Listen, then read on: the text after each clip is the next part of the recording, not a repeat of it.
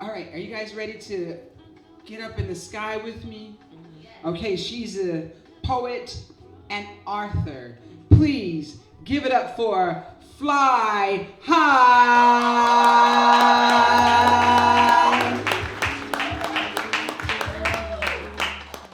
Peace, everyone. Peace and power to you. I want to just thank you guys for being here, each and every one of you, no matter who you are here to support. Can you guys give it up for yourselves one time? Y'all can do better than that for yourselves, right? Thank you. Thank you. I also want to give it up for Women's History Month, right? So let's give it up for the ladies. And for the beautiful women who put this event together, Kamari and Yellow Woman, I want to thank you guys as well. All right, so as I was preparing for this event, I was thinking about what being a woman of the sun means to me. And so these poems that I'm about to share with you guys are my reflections of that. Releasing generations. Although my sister's roar of a voice had settled down, aggressive energy still remained in the now silent living room. As an onlooker, I sat at the edge of my seat, clinging to the tension, intent on observing and allowing the program to unfold. With closed eyes, I journeyed back to my own past, regretfully reminiscing on how arguments like this would play out the same way for me. In those reels, my mother was allowed to speak her mind. Her presence, loud and boisterous, were heard long before the megaphone of her mouth ever opened, in complete disregard of the impact it would have on me. And I learned to suppress my emotions just as she had as a child. I willed myself back to the present moment, opened my eyes, witnessing how my sister and niece shuffled around each other now, busying themselves with nothingness while subconsciously making room for something to grow that neither one of them understood.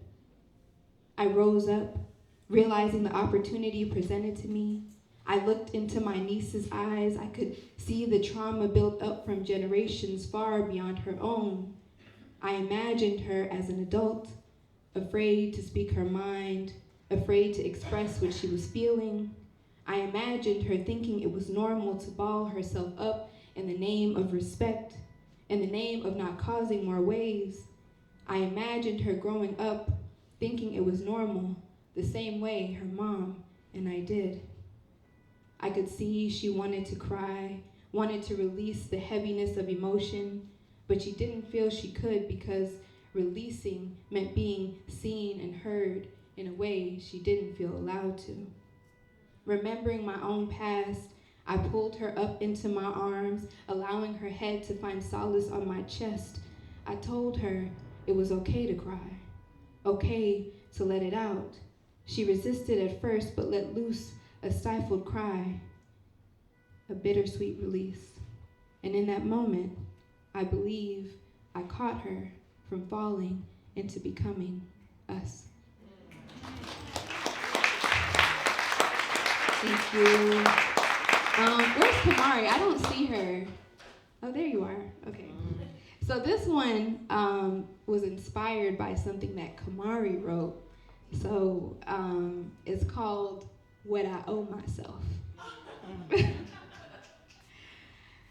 I owe myself pumpkin spice lattes, butter croissants, and my own excitement about early mornings carved out just for me. I owe myself the ability to be grateful exactly where I am and to dream for a greater reality. And when that dream no longer suits me, I owe it to myself to dream even bigger the next time. I owe myself the gifts of laughter, warm embraces, and words of affirmation. I owe myself so much fun and adventure to outweigh all the time I have played hide and seek with my own joy. I owe myself rest, to have do nothing at all, order in and binge days, because rest is revolutionary too. I owe myself the gift of falling, failing, and giving and building myself back up again. I owe myself the gratification of knowing that I did it for myself. I owe myself meditation, long talks with the ancestors and Mama Earth to get rooted when everything else in my world seems flipped upside down. I owe myself the time it takes to love myself for real. Whew, one more time. I owe myself the time it takes to love myself for real. To create a love so deep that I can swim in the oceans of my overflow and bask in the meaningful unfolding like sunset skies in the summertime. I owe myself the deliciousness of enjoying every single moment. But most of all, I owe it to myself to spend the rest of my life practicing to get there. Thank you. Shout out to Kamari for the inspiration last night. And my last piece for the day is Woman of the Sun. Being a woman of the sun means you have known the darkness. It means that you have both seen and sought out the monsters that lay in wait in your dark corners. It means that despite any amount of fear, you have slayed them anyway.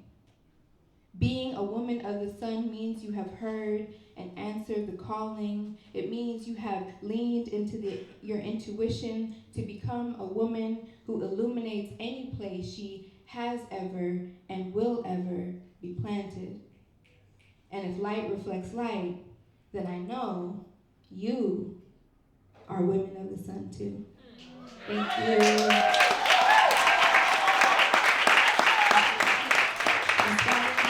For you.